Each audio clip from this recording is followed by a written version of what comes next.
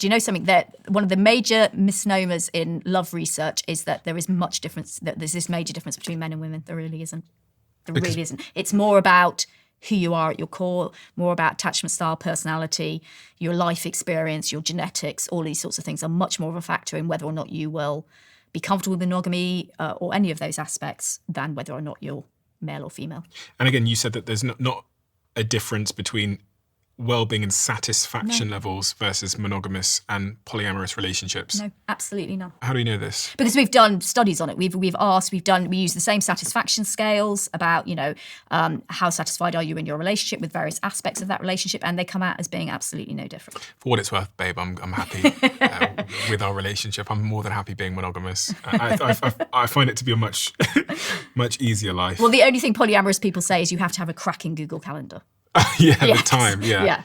Let's talk about the first 1,000 days. So you really believe that the first 1,000 days of a child's life are the most critical? Yes. And linked to this is the role of both the mother and the father.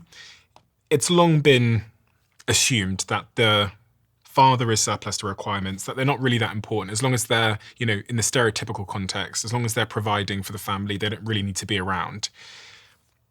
Is that true? And what do we need to know about how formative those first 1,000 days are for a child? Okay. First of all, no, it's not true. It's absolutely fundamental, I think, for a child to get some input from a father. I'm going to define father.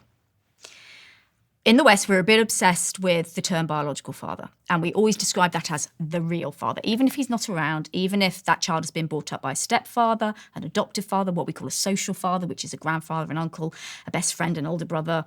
When I say father, people assume I mean biological father. I don't. I mean the man or men who have stepped in and done the job. That is the father. So I want to make that very clear, first of all.